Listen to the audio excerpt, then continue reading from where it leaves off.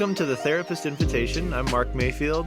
And I'm Trevor Sharon. And we're grateful that you've joined us in 2021. We made it. Last episode was just kind of talking about something new that we're doing, right? With the Mayfield Mayfield Collective. That's going to be at least my something good. Don't forget that the Mayfield Collective is a project that we're starting in 2021 in some capacity, whether it's our goal or not. We're starting it. Yep. And we need your support on that. If you want more information, go back and listen to the previous episode, or feel free to reach out to us, candid@mayfieldcounseling.com. Yeah, my something good is I'm about a couple months away from being a dad again of a little boy. Yep. Which we broke the statistical anomaly or whatever with, 2 girls and then a boy. Yeah. It also feels like people only have girls now. It's true. Like, it just feels like everybody has girls. Yeah. So I don't know what that is. We're throwing a boy in there. Come at the end of April, beginning of May. So really excited about that. Wife is doing really well and healthy, and awesome. which is this has been a much easier pregnancy than the girls have been, which has been interesting. So good. It's a boy, right? We make it easy. There you go. Yeah, we'll try to, and then we get really, really difficult. Yeah. I think actually, so my tie-in to our episode, I like this from what you're talking about, is that a lot of the times in seasons of change or seasons that are difficult or we're working really hard at something, Mayfield Collective, parenting, becoming, dad of 3 rather than dad of 2, making it through 2020, like all of these things, there is an innate need, a core need, to hint back to a previous series on the show, for affirmation and encouragement, and to be told, like, you're doing this well and keep going. Right. I think that, especially in hindsight on 2020, and most of what we call 2020 is not actually over. Did you see what you just did there? We always say hindsight is 2020. Yeah. And you just said hindsight on 2020. Oh, man.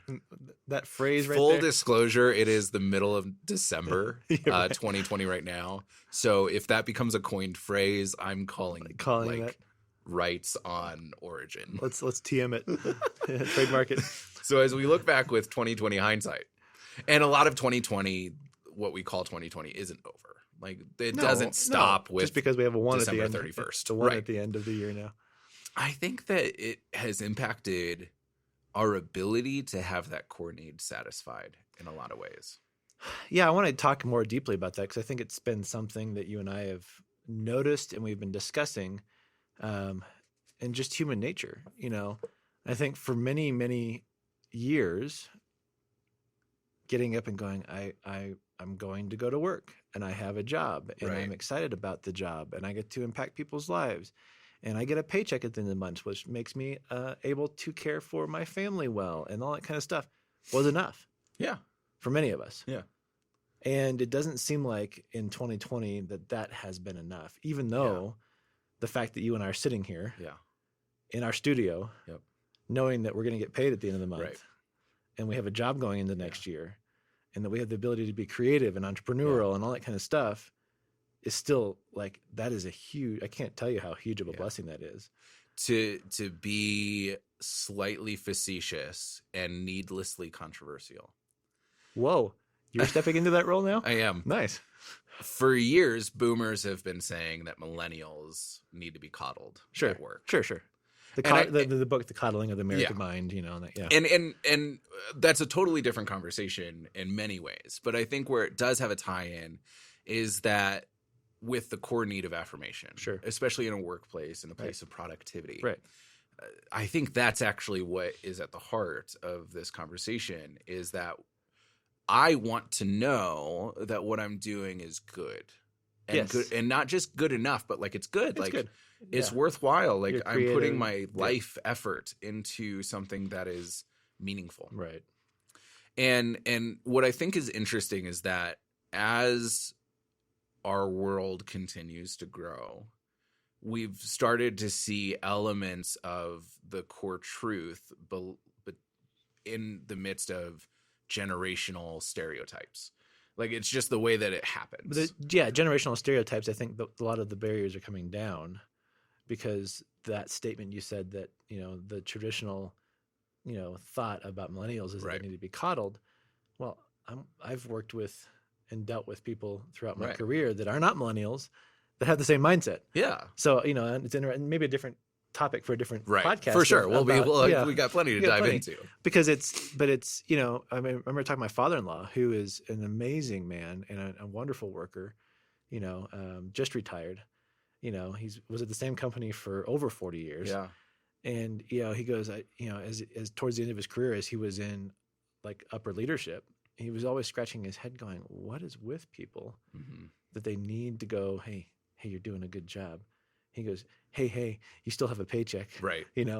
And he was not being mean. He was not being, inconsiderate. It was just like, he's trying to figure out why do I need to pad your ego with encouragement when, I'll tell you if you're doing something wrong. Yeah. But you hear that a lot. And I'm sure you've had clients in a marriage session. Well, I told you I loved you when we married you. Like, and if it changes, I'll let you know, type of thing. I think the majority of that comes from a need for security.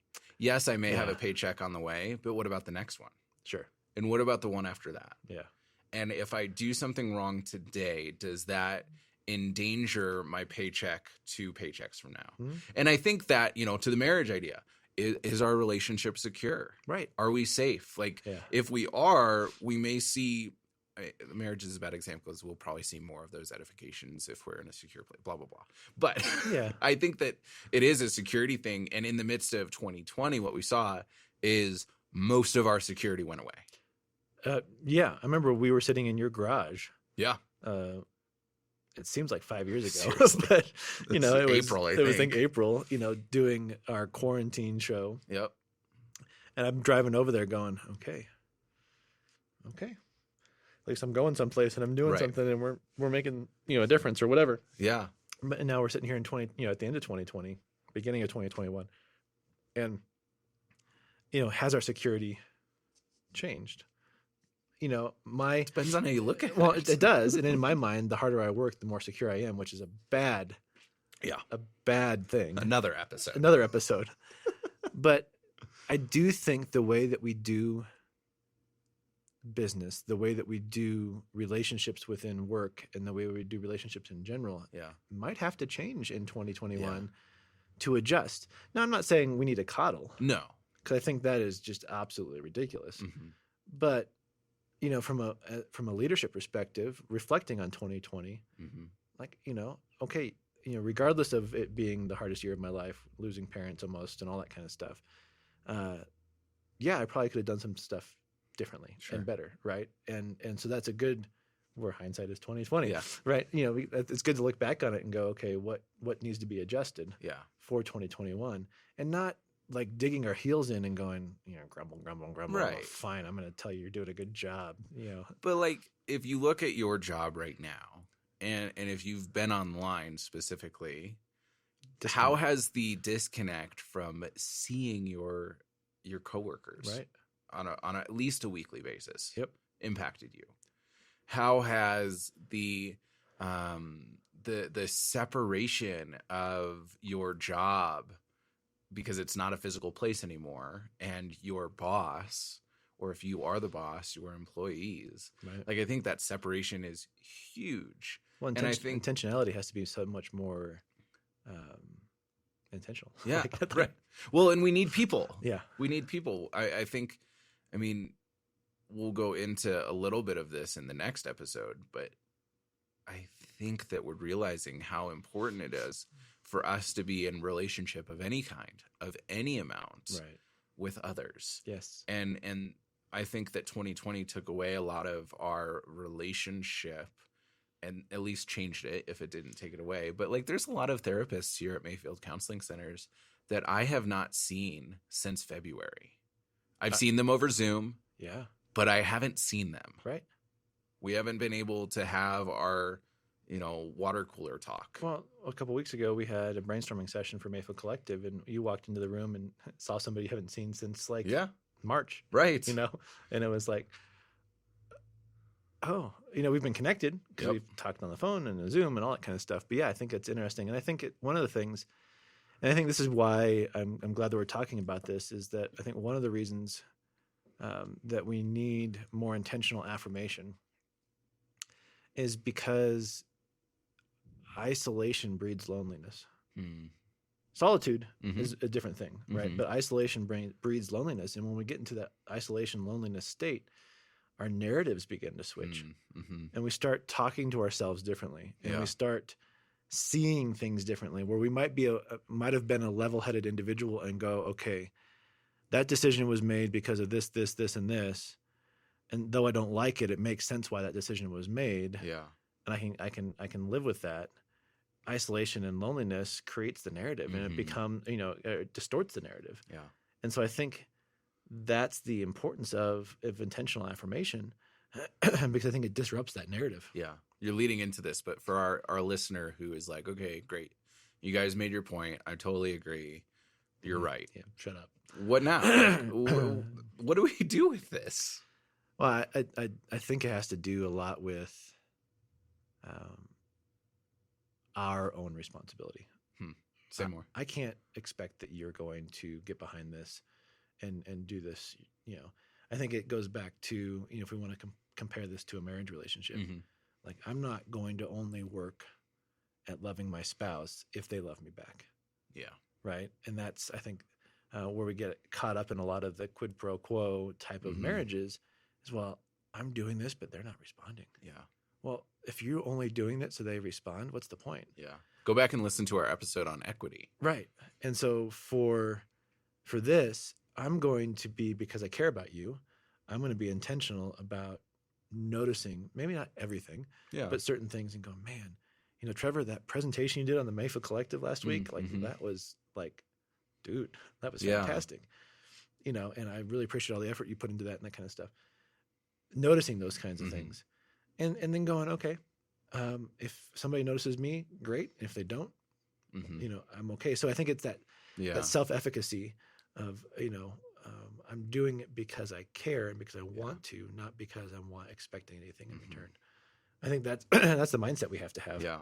And I think that for somebody who is on the path to growth, being able to step into that position where you are developing the culture that you want to see. Right. No matter where you are, if you're, no matter what your position is. Sure. That is one of the most influential things that you can do, because it doesn't matter where you are on the corporate ladder. It doesn't matter where you are on the pecking order. Right.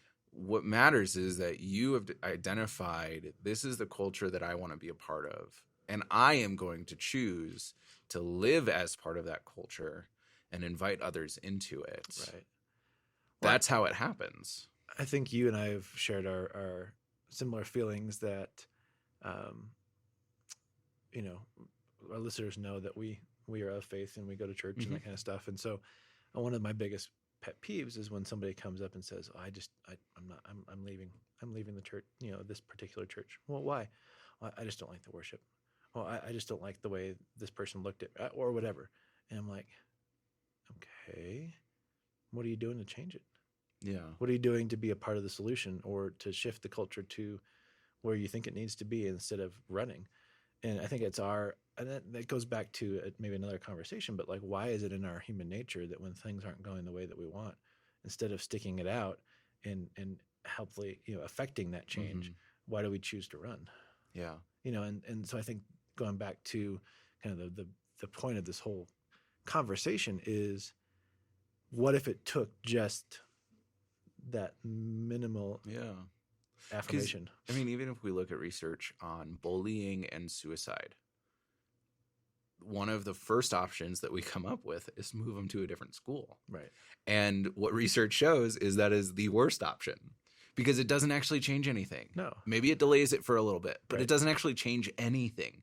And you would think, change the environment and we're changing something. Right. And I'm not saying, like, there's so much to that conversation as well. But I think it speaks to, I think that we have so much more ability to change to bring about a culture of affirmation, of encouragement, edification, which doesn't mean that there can't be problems that are pointed out. You can still be Right. I think we had my dad on for an episode on encouragement, or I think he was edification. I don't remember. That was last year, Yeah. And he is one of the most critically minded individuals that I know. Like, hands down. There's a running joke in my family that Saturdays are his grumpy day because it's chore day. Right. And nobody does chores to the level of meticulousness that he wants them done. Right. And granted, that's a lot because us kids are a little bit lazy, and so we wouldn't do it as meticulously as he wanted, but whatever.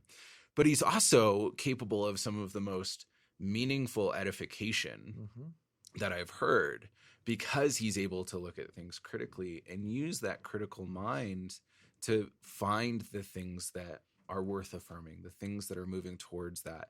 And so I think my encouragement is that, we can incorporate both of these values that I think are currently in opposition with each other to make something really beautiful and really powerful. But what it's going to take is you, listener, taking the first step towards living in that culture. Yes. Period. Well, and I want to encourage those that are listening, and I'm encouraging myself and you, that let's just be real. 2020 was hard. Mm-hmm. Whether it be familial, financial, emotional, career-wise, it's been hard. It's a big old vacuum. Yeah. Sacked. So don't make decisions based on 2020. Yeah. Like I even tell my girls this: don't make decisions based on emotions. Mm-hmm. Take a step back. Allow your emotions to indicate what's going on, to inform what's going on, but then take a step back and let them subside before you make a decision. And I think a lot of people are going to look back on 2020 and regret some of the decisions they made because they were making them out of emotion. And so my encouragement is to take a step back and go, okay, let's get into 2021. Let's reflect on 2020. Do that. Like I'm doing that right now. I'm journaling just kind of on my reflections on 2020. One, so I don't miss some of the blessings, and then two, I'm learning from some of the mistakes. Yeah. And go, okay, what can 2021 and I think we should do this no matter what year it is, but it's a great opportunity for 2020. And go, okay, what kind of things do I need to tweak in the places that I'm in to make better? And my encouragement for our listeners is one of the benefits of the Mayfield Collective is that you're going to have all of our content in pretty easy to access areas, categorized with different information. We're able to put things connected. There's a few episodes of the Monday Minute in season 3 where we talked about gratitude and the way that it changes our brains and how to engage in gratefulness work. Right. And I'd encourage you, if you're kind of struggling with like, well, there's nothing worth appreciating right now, go watch those videos from the Monday Minute, because it really breaks down how simplistic it can be while still holding so much meaning to do gratitude work, even if it's not like the world is peachy. Well, for instance, as you were saying that, the sunlight in the window just went up, and I'm thinking, okay, I really like the snow, but it was like -3 degrees at my house last night, and it was cold. Yeah. And I love Colorado because, maybe we get 2 or 3 days in a row that it snows, but no more than that. Yeah. And the sun comes up, and I'm sitting there going, I get to go walk outside later and feel the sun on my face. Yep. That's as simple and simplistic as we're talking about here. Not these big, I got the dream job I wanted, or right. Yeah, totally. And I think that's an easy step into continuing this conversation past this episode. But I think being willing to take a step back as well and go, okay, reflect on yourself. Yeah. That's what I'm doing right now. Going, okay, I dropped the ball in a lot of ways this last year. And I can sit here and make excuses about it, or I can go, okay, I'm going to learn from those missed opportunities and do my best to at least make up 50%. Right. This coming year. Yeah. And do better. Yep. And I think that's what we want our listeners to do too, is just find ways to do better. Yep. Find ways to keep moving forward. To quote my favorite author, the most important step a person can take is the next one. So I encourage you to go take that next step. Yep.